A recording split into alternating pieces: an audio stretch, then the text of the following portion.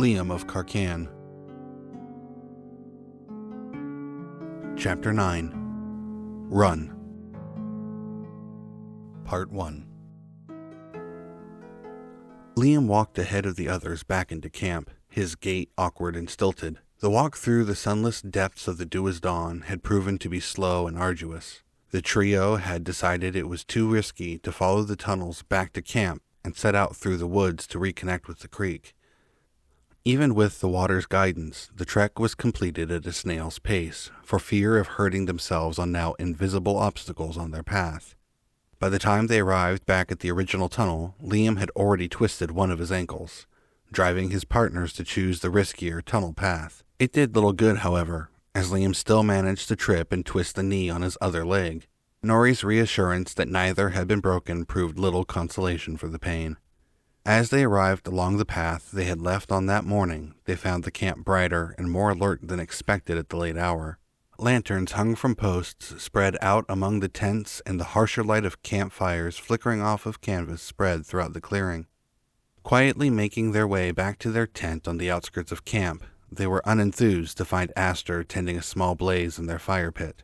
Arlie sat across from him on a stump, staring into the fire with a clay mug in his hand. On sight of the adventurer's return, the teenager shot to his feet. "You're back." The foreman rose from his perch on an upturned log. "Were you expecting otherwise?" Nori's exhausted tone did nothing to hide the inconvenience of the men's visit. "We had worried," Arlie blurted, earning himself an annoyed look from Aster. "When the screams came, we weren't sure what was happening." "Screams?" Otto's eyebrows knit together. "What screams?" "A few hours ago." Aster's attention returned to the party. "Some strange noises came from the woods. Some people have taken to saying they sounded like screams from far off. There was a fear," Arlie continued, "that you were the one screaming." "No, it wasn't us." Nori pushed past the foreman and deeper into their camp. "The hobgoblins, then?" Arlie's optimistic tone died when he saw the way Liam's nostrils flared at the mention of the creatures. "It was the troll," Otto explained. "And?" Aster prodded. "And it's still out there." Nori stopped at the flap to their tent. "Damn." The lumberman's eyes screwed shut and a sigh escaped his lips. "What's next, then?" Arlie cupped his mug in both hands. "Next?" Otto looked at the battered forms of each of his partners before answering. "You do what you want, but come morning we're returning to the guild." Otto passed Aster and made for the tent, following Nori inside. "So, you believe it's a troll now?" Liam asked as he too made his way to his cot. "There's not a soul in camp who is sure of anything after those noises." Aster moved out of Liam's way. "Half the camp is already packing to flee." Arlie nodded towards the lights spread across the clearing. "The others are waiting for word from you." The adventurer shrugged. He hoped there was another way, that there was still something left the three of them could do, but Nori and Otto seemed convinced that their time dealing with this problem was at an end. There was simply no way the three of them could handle the troll by themselves. They weren't the right team for the job. "We'll advise Lord Alwyn," Aster said, turning to the path, "but he'll want to see you before you leave in the morning." "That shouldn't be a problem," Liam said, pushing the flap to one side and disappearing into the darkness of the tent. "It's all over then?" Arlie set his mug on the ring of the fire pit as he followed Aster out of the camp. "For now it is." Aster patted the valet's shoulder as they walked the path back into the heart of the logging camp. Otto and Nori were silent when Liam passed through the flap. The pair hadn't bothered stripping before succumbing to the weight of the day and lay spread across their cots, their eyes pinned to the canvas ceiling of their tent. Exhausted, he followed suit, collapsing onto his cot fully armored and picking a spot in the linen firmament to study. "I'm sorry." Otto's rough voice drifted into the silence. Nobody moved. "We already told you it wasn't your fault," Nori responded. "Not you, Liam." "What?" Liam's eyes had managed to spot a pinprick in their building even in the darkness. He did his best to remain focused on that. "I'm sorry." "For what?" "That I dragged you into this." "What are you talking about?" Though neither of the other men could see it, Liam's face still nodded up in confusion. "This wasn't just supposed to be your first real job. It was a good story, with a big win. You could go back and tell the others. Something you could hang your head on and remember for the next few months. Instead, you'll be going back with nothing to show for it." Otto's eyes remained fixed overhead. You would have been better off taking that escort job in divorced Grinveld, after all. You're not the only one who brought him along, Nori volunteered for his share of the blame. We both thought this would end differently. Another silence filled the tight space of the tent. It lingered for several minutes in the air between the colleagues before Liam pushed it aside by suddenly jerking himself up into a seated position. Is this really it? He asked, looking to the others who still didn't move from their cots. There's nothing else we can do? Really? Nori raised himself onto his elbows. There really is nothing we can do. And we never should have let you think there was. It was foolish to think the troll was made of wood in the first place. Just wishful thinking on my part. Otto spoke to the ceiling, staying splayed out across his cot. For us, all that is left is to report the troll to the guild. Liam humphed and tossed his legs back over the edge of his cot. Jerking on the strap, he fought to strip the van braces from his arms. What about Aster? He finally growled as he finished removing his chest piece. And Arlie, and Lord Alwyn, and everyone else here in the camp. We just abandoned them? We're not abandoning anybody, though I wouldn't mind abandoning Alwyn. We're going to get help, Nori assured him. The right kind of help. Look, Otto rolled onto his side to look at Liam. Arlie said that people are already packing to go home. These people have other places to go, places where they will be safe. And the troll will be dealt with, Nori chimed in. The guild will send another team down here to handle it. One that is trained in the proper magics and powerful enough to handle it. A couple of golds or platinum, Otto spoke next, the duo falling into their back and forth routine as they worked to reassure their young friend. Worst case scenario is someone isn't available for a while, and they call in the army. It'll get handled one way or another. Don't get too hung up on this. You are ready for bigger jobs. Nori dropped back to his cot. You've exceeded even our expectations on this one. Don't let this set you off course. Don't, Otto agreed. This might not be your first tale to tell, but I expect to hear all about other adventures when we return at the end of the summer. That's right, Liam sounded in his head. Royce Castle is calling, after all. Nori, Otto, and Kieran would be meeting up in the capital after this. His friends would leave him at the Western Branch, and he would be left to survive the guild on his own for the first time. His next job, large or small, would be without the guidance of the three men who had become his closest friends. Liam let the apologetic good nights wash past him as his thoughts turned to the job board. The courier jobs he had picked from it had rarely been exciting, but compared to even just the ride down to the camp, they were boring. His eyes were now open to the possibilities, and the beauty of the rest of Carcanne. He wasn't sure he could be satisfied carrying parcels around town, not after all of this. Still, he reflected, he had only been willing to take the risk of a bigger job at the insistence of Kieran, and he would have never had the opportunity, let alone the gumption, to come down here to hunt hobgoblins had it not been for Otto. Things would be different in Stawson without them, in many ways. Out of all of them, though, the one that worried him most was the possibility of growing stagnant without them. On no other night of the trip had Otto's snoring bothered Liam as much as it did this night.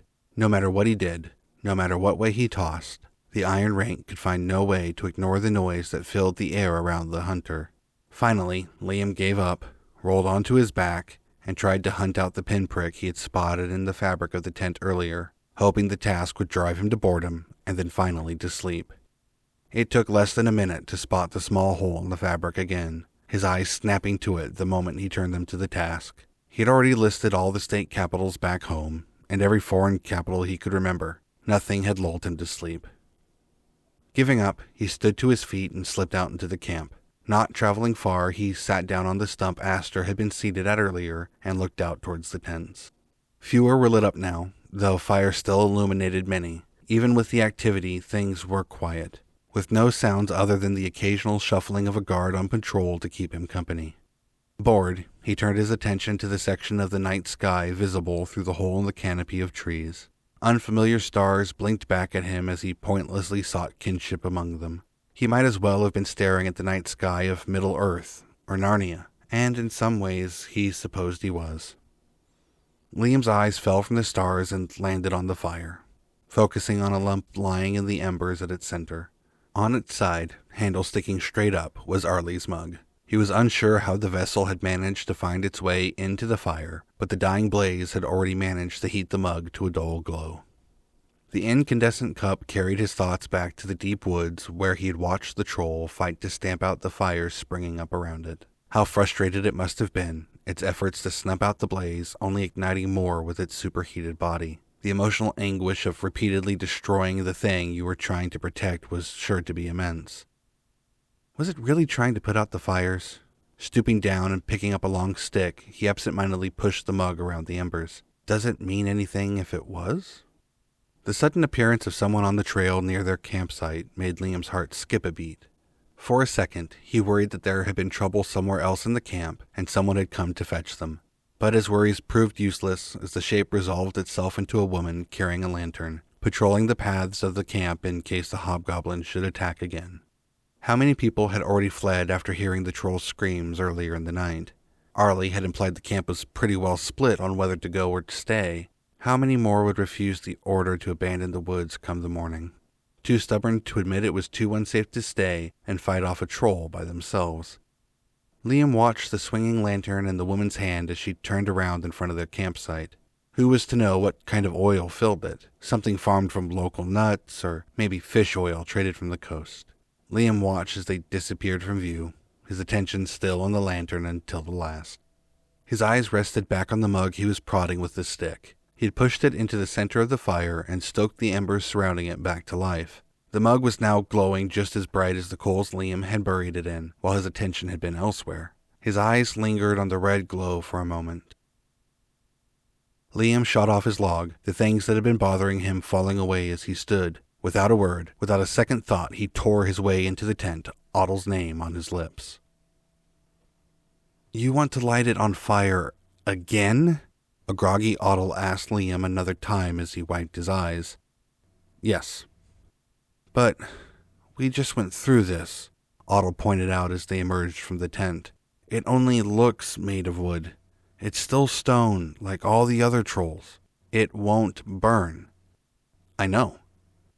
"Look, kid, it's okay to admit defeat." Otto patted him on the shoulder. "One failed job doesn't mean our lives are over."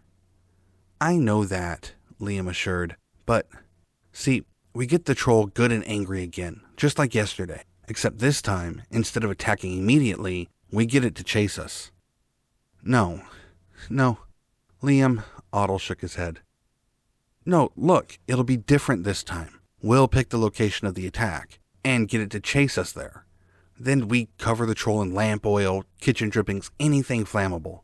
Liam kept talking as he walked to the fire pit, retrieving a water skin from a nearby stump. "Once we get it covered, we light it again." "It won't burn," Otto groaned, his head tilting to the sky. He had been asleep. He had been resting. They had a long ride to start in a couple of hours, and his young charge was still obsessing over failed plans from the day before. "I don't need it to burn," Liam snapped, his patience with the constant interruptions waning. "I need it hot. Red hot. Hotter even. It'll hold the heat. I saw it glowing before we escaped." "I don't doubt what you saw." Otto again rubbed at his face.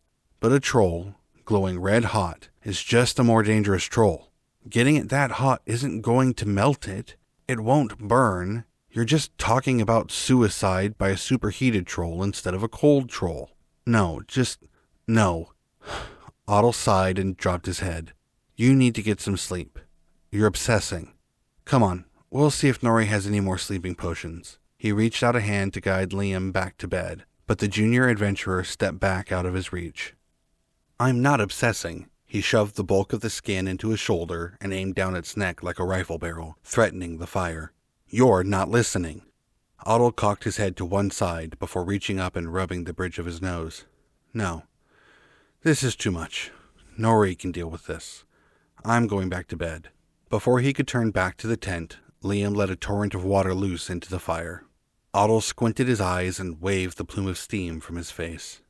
It took a moment for the cloud to clear, but when it did, the fire had been completely extinguished. Liam stepped into the stone ring and started clearing away ash and mud. Otto watched as he worked to expose the mug still sitting in the middle of the ruined fire. "Sudden cooling," Liam explained, "causes sections of the clay to contract faster than others. He pushed the last of the dead coals aside and lifted the cup from the mud, holding it up for Otto to see. The same thing happens when you superheat and then suddenly cool stone. The former college student stood in the middle of the fire pit, the shattered remnants of the mug lying in the palms of his hands for Otto to see. The silver rank adventurer remained silent for a moment, staring at the shards in Liam's hands. He couldn't help but let out a short blast of air from his nose and shake his head. All the while a proud smile fought its way across his face before he surged back toward the tent. "Nori!" The hunter's voice reverberated off the trees surrounding the camp as he summoned his partner from slumber. Liam of Carcanne was written by Will Hansen. This chapter has been read for you by the author. If you've enjoyed this episode, why not leave a comment? I'd love to hear what you think. Likewise, every like, rating, and subscription helps. Liam of Carcanne is now available as a podcast on Spotify, Apple, Amazon, and all other major podcast distributors. Want more information on Liam or Will? Visit the Wooks Books YouTube channel, Facebook page, or website, all linked in the description. Thank you for listening, and I look forward to seeing you next time.